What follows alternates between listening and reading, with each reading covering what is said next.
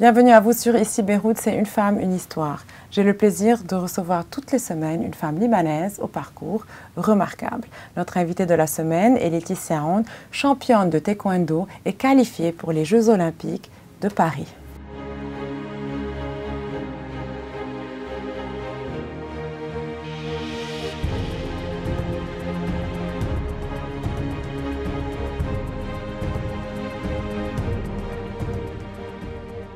Merci d'être avec nous, Laetitia. Aujourd'hui en studio, nous sommes très heureux de vous avoir. Vous êtes championne du Liban de taekwondo depuis un peu plus de 10 ans. Vous êtes aussi, on va en reparler pendant l'émission, championne du monde arabe. Et aussi, vous avez eu la 3e place au championnat d'Asie plus d'une fois, dont la dernière fois, vous avez été qualifiée pour représenter le Liban à ces JO qui vont avoir lieu dans quelques jours. Alors, on va parler un peu de votre parcours. Nous sommes très fiers, je le répète, parce qu'on va avoir une jeune femme qualifiée et qui a toutes les chances de ramener cette médaille à la maison. Alors, vous avez commencé à vous entraîner au taekwondo lorsque vous aviez 9 ans? Oui, c'est vrai. Et comment ça s'est passé? Comment vous avez découvert cette discipline? Comment vous l'avez aimée? Et combien d'heures par jour vous vous entraîniez? En fait, quand j'étais petite, je faisais tous les sports. Ma mère me prenait partout, à l'équitation, la gymnastique, la natation. Quelques sports, elle m'obligeait à les faire. Et aussi, je faisais du judo quand j'étais petite. Et j'aimais beaucoup les sports de combat. Parce que quand j'ai grandi entre mes cousins et mon frère, donc tous les garçons autour de moi. Et on faisait que se taper, on avait genre 5-6 ans. Donc j'aimais les sports de combat. On a essayé le judo. Ma mère a vu que ça me faisait mal au dos un peu. Donc elle m'a mis au taekwondo. Ma mère faisait taekwondo quand elle était petite. Et elle connaissait aussi les profs là-bas. Vous vous entraîniez dans quel club? Au Mont-la-Salle. D'accord. La plupart des sports que je faisais étaient là-bas. Et jusqu'à maintenant aussi, je représente le Mont-la-Salle, le club. Ils doivent être très fiers. Oui. Donc, j'ai commencé quand j'avais 9 ans et j'ai continué. C'était pas tout d'affilée. J'ai arrêté à des moments, j'ai continué. Pour moi, c'était un sport normal. Puis, j'ai eu la ceinture noire quand j'ai eu 12 ans. Et avant, il n'y avait pas beaucoup de filles qui faisaient taekwondo au Liban. Donc, j'ai eu ma ceinture noire sans jouer de compétition. Il y avait une compète, mais il n'y avait personne sur mon poids. Donc, j'ai fait un test à la place. J'ai eu ma ceinture noire. Et ma première compétition avec ma ceinture noire, c'était le championnat du monde cadet à Azerbaïdjan, à Bakou. Et c'était le premier championnat du monde cadet qu'ils font au monde, au taekwondo. Et j'ai perdu mon premier match contre l'Iranienne, je me rappelle. Et elle est devenue championne du monde. Le match était comique. J'ai bien perdu et je ne savais même pas où me lever, quoi faire pendant le match. C'était juste très drôle. Et pendant la vidéo, ma mère, elle rigolait. Et ben, j'ai beaucoup aimé l'ambiance là-bas. L'ambiance de l'équipe. J'ai vu c'est quoi le sport au niveau mondial. Et j'ai beaucoup aimé le sport. Quelqu'un d'autre aurait pris cette expérience du mauvais côté. OK, on ne peut jamais gagner, on est Libanais. Moi, au contraire, non. J'ai pris du côté positif. Et après, je suis allée en Turquie, genre 3 mois plus tard, et j'ai gagné le championnat là-bas, j'étais 2e. Donc en fait, en 3 mois, vous aviez appris déjà les bases de la compétition mondiale. Ouais, c'est vrai. Et j'ai changé tout mon jeu. J'ai vu c'est comment là-bas, le sport dehors, de quelle façon ils jouent, comment ils se comportent, qu'est-ce qu'ils font les athlètes. J'ai changé ma vision de comment je vois ce sport. Et en 3 mois, j'ai tout changé. J'ai commencé à gagner en cadet. J'ai médaillé dans toutes les compétitions où j'ai voyagé. Et j'ai été 2e au championnat d'Asie cadet à Chinese Taipei. Vous aviez quel âge exactement? J'avais 14 ans. 14 ans. Donc ça a été le premier succès en fait. Ouais, la plus grande médaille que j'ai eue en cadet. Et ma première grande médaille. Et de 2014 à 2024, vous êtes tout le temps sur les podiums? Presque. Alors sur des podiums internationaux, bien sûr, oui, puisqu'on vous a vu au championnat arabe et au championnat asiatique. Oui, c'est vrai. Donc votre première compétition mondiale, cela va être les Jeux Olympiques de Paris? Non, mondial, non. J'ai déjà fait beaucoup de championnats du monde. Quand j'étais en cadet aussi, j'ai fait le championnat du monde cadet 2 fois, comme je vous ai dit. Et en junior, j'ai été 3e au championnat du monde junior au Canada. D'accord. Donc, dans la catégorie junior, vous avez déjà cette expérience. Et dans la catégorie... cadet et senior. Alors, la question que tout le monde se pose, on a des chances? Moi, je n'aime pas dire que je vais gagner, que je vais perdre. Mais je peux vous dire que je suis rankée 14e au monde. Et que j'ai été 1re au championnat d'Asie pour pouvoir me qualifier aux Jeux Olympiques. Ça parle beaucoup déjà. Bien sûr. Donc, je préfère ne rien Donc, dire. non, on vous souhaite de gagner. Je crois que tout le pays sera derrière vous pour la compétition. La pression doit être... là, nous sommes à quelques jours des Jeux Olympiques. La pression est à son comble. Est-ce que c'est difficile de gérer la pression? Moi, je ne trouve pas qu'il y a de pression parce que je n'ai rien à perdre. Et ça fait toute ma vie que je joue des combats. J'ai vécu beaucoup plus de stress que ça. Ça, c'est presque rien. Je ne veux pas dire rien, c'est les Jeux Olympiques, c'est important. Mais je n'ai rien à perdre. J'ai vécu beaucoup plus de compétitions stressantes comme les championnats du monde, comme les qualifications. Les qualifications, si j'aurais perdu, c'est fini. Je n'aurais pas été là. J'aurais fait mon parcours depuis 10 ans et pour rien. Pas pour rien, j'ai appris beaucoup de choses. Mais j'aurais beaucoup perdu. L'autre, c'était beaucoup plus stressant que maintenant. Maintenant, je suis arrivée au jeu, donc c'est déjà quelque chose d'extraordinaire. Votre parcours est très inspirant et je suis sûre que parmi les personnes qui nous regardent, il y a de jeunes filles qui vous regardent avec admiration, qui ont envie de faire pareil. Quel est le conseil que vous donneriez à une jeune fille ou un enfant, parce que il faut commencer, plus on commence jeune et mieux c'est, j'imagine. Quel est le conseil que vous aimeriez donner, vous qui êtes arrivée on va dire, un classement mondial? Ok, au fait, le conseil est plutôt aux parents qu'ils ne disent pas, surtout si c'est une petite fille, qu'ils ne disent pas, ok, c'est un sport masculin, c'est pas pour les filles. Au contraire, si vous voyez toutes les filles qui font taekwondo, elles sont très féminines et c'est un sport comme tous les autres. Moi, depuis que je suis petite, je n'ai jamais entendu une fois mes parents dire, change de sport, c'est pour les mecs. Jamais. Jamais, jamais. Juste maintenant, quand je me suis qualifiée, les gens commencent à me poser des questions. Pourquoi toi, pourquoi ce sport, pourquoi pas le ballet? Moi, quand quelqu'un me demande quel sport je fais, je me moque de, je leur dis ballet, ils me croient. Donc, c'est ça mon conseil aux parents et aux petites filles, qu'elles fassent ce qu'elles veulent. Si elles aiment le taekwondo, qu'elles fassent du taekwondo, elles aiment la boxe, du ballet. Et que jamais, qu'elles ne laissent jamais personne leur dire non, tu peux pas faire, c'est pas pour toi. Au contraire. Et qu'elles ne mettent jamais le prétexte des études. Parce que moi, je suis là, au Liban, en train de faire une des spécialités les plus dures qui est la médecine. Et j'ai pu arriver aux Jeux Olympiques, qui est la plus dure compétition au monde. Donc, il n'y a jamais le prétexte des études, pour moi, surtout si c'est une petite fille qui vit au Liban. Alors, revenons sur cette routine que vous suivez. Donc, vous vous entraînez combien d'heures par jour? 4 heures par jour, à peu près. Chaque entraînement est de 2 heures à 2 heures et demie. Ça dépend.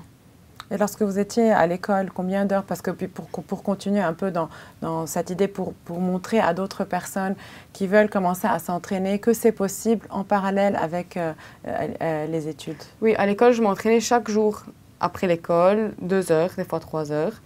Mais je regrette de ne pas m'être entraînée un peu plus quand j'étais petite. Pourquoi? Parce que j'ai remarqué que, au fait, les écoles et les bancs doivent faire l'effort de supporter plus les athlètes. J'ai remarqué maintenant, par exemple, l'école où j'étais, ils sont en train de supporter beaucoup plus de sport après que j'ai quitté. J'avais espéré qu'ils le fassent quand moi j'étais là-bas, mais ils m'ont beaucoup aidé. Mais maintenant, il faut que les écoles, toutes au Liban, qu'elles voient que s'il y a quelqu'un qui ont un talent, que par exemple, ils les laissent arriver 2 heures en retard à l'école, c'est pas grave, c'est pas la fin du monde, ils peuvent rattraper 2 heures le matin.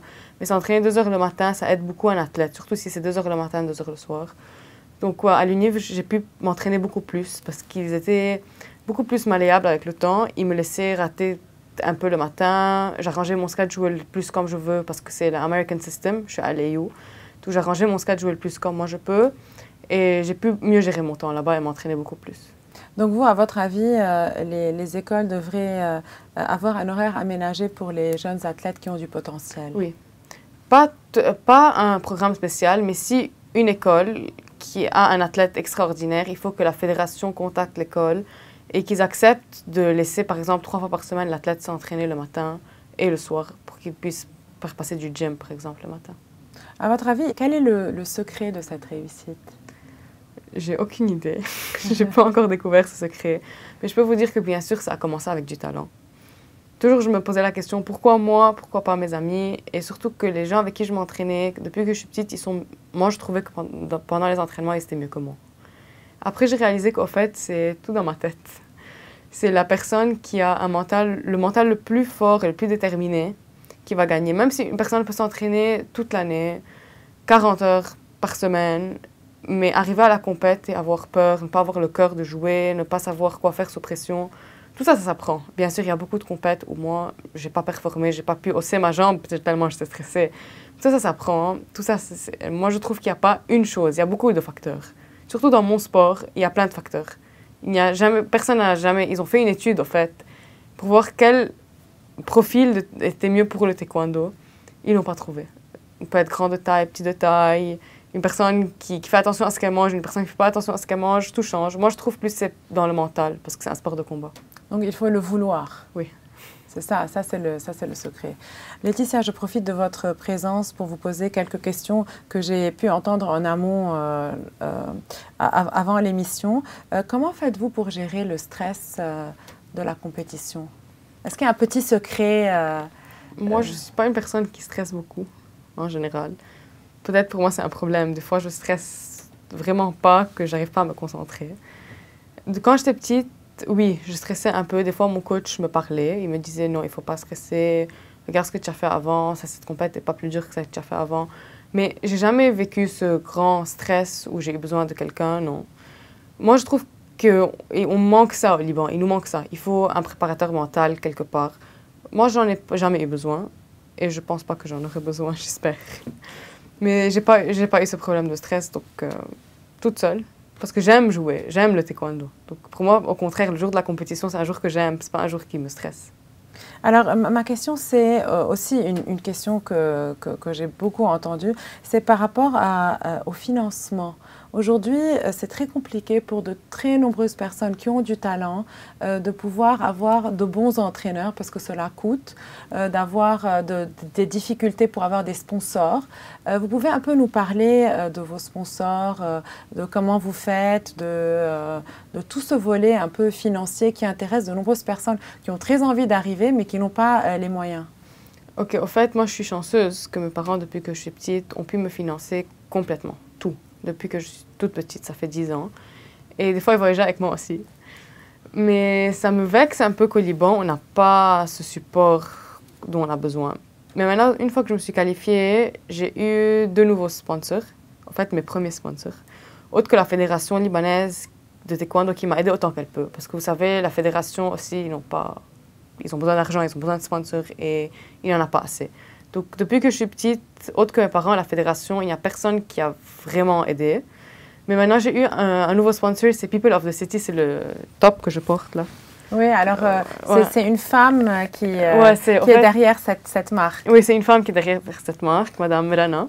Alors on la remercie, de soutenir Laetitia dans cette compétition qui est très importante. C'est une démarche très généreuse et donc elle a fait cette collection d'habits pour aider à financer mon parcours olympique. Donc elle va vendre les t-shirts dans des endroits au Liban, par exemple à l'ABC. Et ça, c'est le logo, ça représente genre la flamme olympique et le signe de la victoire. Il y a quelque chose derrière ce logo qui est expliqué aussi dans le t-shirt quand quelqu'un l'achète. Et c'est Hayat Nazir qui l'a fait. C'est une peintre libanaise aussi.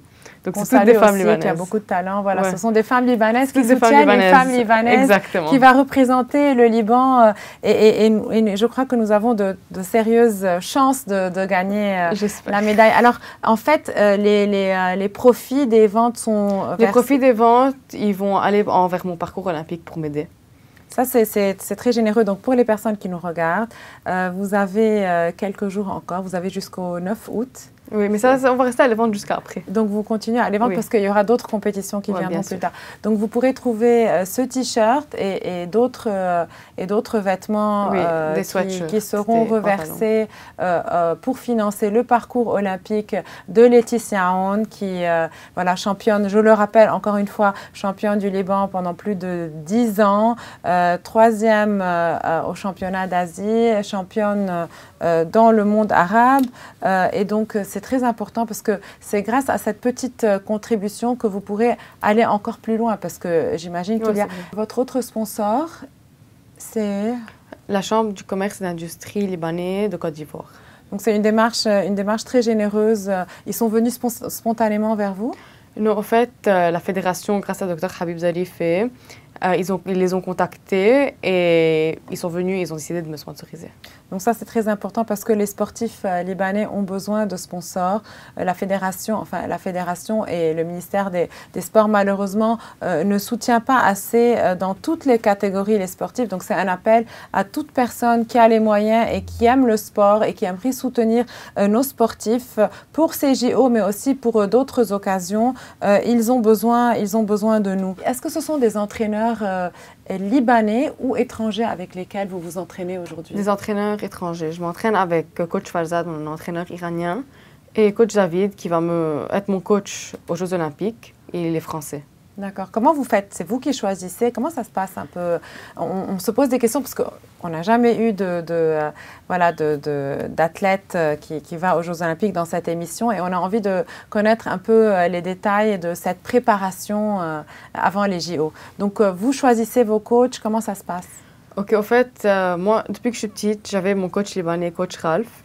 Ça fait 10 ans, mais il a dû quitter le Liban l'année passée, donc j'ai dû changer de coach. Coach Farzad, c'est le coach de l'équipe depuis 2021. C'est le président de la fédération, Dr Habib Zarifeh, qui l'a ramené au Liban. Et c'est un double champion du monde, 3 fois champion d'Asie, quelque chose comme ça. Je n'ai pas retenu tellement la médaille. Il est très fort, très bien. Grâce à lui, j'ai pu arriver à un niveau excellent international. Et coach David, c'est un coach olympique. Il était le coach de l'équipe du Mexique et de l'équipe du Maroc. Et cette année, en 2024, au début de 2024, c'est devenu mon coach. Et vous, donc, vous vous entraînez avec lui? Je m'entraîne avec lui. Et c'est lui qui vous a permis d'être qualifié, en fait? Oui, c'est un peu tous les coachs. C'est un peu de tout. C'est un peu de tout. Le meilleur c'est lui principalement, mais il y a de tous les coachs. Donc là, on remercie les coachs, ces personnes qui sont derrière les athlètes et qui travaillent sans relâche. Donc là, vous avez une équipe composée. Donc vous avez un seul coach qui va vous accompagner pour les JO. Et j'ai mon préparateur physique, coach Georges. D'accord. Aussi, il est libanais. Okay. Il me prépare, je fais gym avec lui et tout le fitness. D'accord. Parce qu'il y a une partie de fitness et une partie d'entraînement tous les jours. Oui, presque. De fitness, ça dépend. Toujours, il y a 2 entraînements. Des fois, c'est 2 fois taekwondo, des fois, c'est 1 fois fitness, 1 fois taekwondo. Et vous me disiez physiothérapeute aussi? Aussi physiothérapeute. Donc, OK, donc vous avez une équipe de 3 personnes. Ces personnes vous accompagnent, vous seront avec vous aux Jeux Olympiques. Donc, on les remercie, on les salue et on leur souhaite aussi bonne chance parce que lorsque vous gagnez, c'est eux qui gagnent en même temps. Alors, Laetitia, vous vous entraînez avec des femmes ou des hommes? Des hommes. Donc, voilà, c'était ma question. Depuis que je suis petite, je m'entraîne qu'avec des hommes à l'entraînement.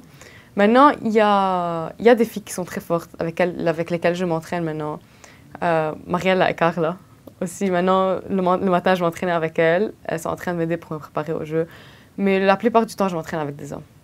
D'accord. Donc voilà, pour vous mettre la barre plus haut, parce que c'est plus compliqué, j'imagine. Pour eux, c'est plus compliqué. Le niveau aussi chez les hommes est très bon en taekwondo, n'est-ce pas? Oui, c'est vrai. Vous êtes étudiante en médecine, donc ce n'est pas une chose facile parce qu'on sait qu'il faut beaucoup travailler. C'est un domaine où il faut beaucoup travailler. Vous arrivez à trouver le temps pour vous entraîner. Est-ce que la médecine vous aide au taekwondo? En fait, c'est le taekwondo qui m'aide en médecine. Parce que le taekwondo m'a appris la discipline. Et par exemple, si je veux avoir quelque chose, si je veux arriver à un but dans ma vie, je dois beaucoup travailler pour ça. Le taekwondo, ça m'a appris ça. J'ai perdu des millions de compétitions. J'ai été fâchée des millions de fois. Mais à la fin, je suis arrivée à ce que je veux. C'est la même chose en médecine. Il faut beaucoup de patience. Il y a beaucoup de fois où I will fail. Et je dois accepter ça. Et ça s'est passé plusieurs fois dans mes études avant d'être acceptée en médecine. C'était très difficile. C'est une compétition très forte. Il fallait rester très patiente. Et puis quand j'ai été acceptée en médecine, OK, ouf, c'était déjà un grand pas. Maintenant, il y a un autre pas pour avoir la spécialité que je veux. Je ne sais pas encore c'est quoi. Et le parcours, c'est pas très facile en médecine. Il faut beaucoup étudier, comme vous avez dit. Le taekwondo, ça m'a appris à être calme, à être patiente et à travailler pour ce que je veux. Et vos parents, vous nous avez dit que votre mère elle-même pratiquait ce sport. Oui, c'est vrai, mais en tant que sport pour avoir for fun. Parce que vous savez, avant aussi au Liban, ils ne voyageaient pas trop pour des compétitions internationales et tout. Mais mes parents sont très sportifs. Chaque jour, ils courent et ils vont au gym, plus que moi même des fois. Moi, ça m'étonne parce que moi, je sens que si j'arrête le taekwondo, je reste sur mon canapé, je ne bouge plus. S'il n'y a pas de compète, rien ne peut m'obliger à me lever de mon canapé. Ouais, j'avais l'exemple depuis que je suis petite devant moi, mes parents qui sont 2 grands sportifs. Donc ça m'a beaucoup inspirée aussi. Et mon père est médecin. Grâce à lui, je suis rentrée en médecine. Et j'ai donc deux exemples parfaits, vous pouvez dire, devant moi qui m'ont inspirée à devenir la personne que je suis aujourd'hui. Ça, c'est un très beau message de fin. Un dernier message avant ces JO, vous partez dans quelques jours, vous allez faire partie donc, de cette délégation officielle. Cela vous fait quoi de représenter le Liban? Pour moi, c'est tout, parce que j'adore mon pays. Pour moi, le taekwondo, c'est mon petit bébé, si vous voulez dire. Et le Liban, c'est tout. Je fais tout pour mon pays. Depuis que je suis petite, je le représente. Quand je voyage, c'est pour moi un honneur de mettre le drapeau sur mon bras, sur mon dos, de porter le drapeau sur mes épaules quand je gagne une médaille. Donc maintenant, d'aller là-bas et d'osser mon drapeau devant tout le monde entier, c'est un rêve. Pour nous aussi, on attend avec impatience votre passage. Ce sera le 8 août. Les chaînes libanaises vont probablement filmer cette compétition. On attend avec impatience cette médaille. On espère qu'on va l'avoir. On vous souhaite bonne chance de ma part et de la part de toute l'équipe en studio et je suis sûre de la part des personnes qui nous regardent. Merci beaucoup d'avoir partagé un peu les secrets de vos réussites dans toutes ces compétitions. Merci d'avoir été avec nous, Laetitia, aujourd'hui. De rien, merci de me recevoir. C'était Laetitia Aoun, championne du Liban de taekwondo depuis plus de 10 ans. Elle est qualifiée aux Jeux Olympiques de Paris 2024, qualifiée dans la catégorie des moins de 57 kilos. Nous avons une sérieuse chance d'avoir une médaille avec Laetitia. Nous vous appelons à la soutenir. C'était mon invité de la semaine dans ce spécial Jeux Olympiques. Je vous invite à retrouver une nouvelle invitée la semaine prochaine et à nous suivre sur nos réseaux sociaux et notre site web.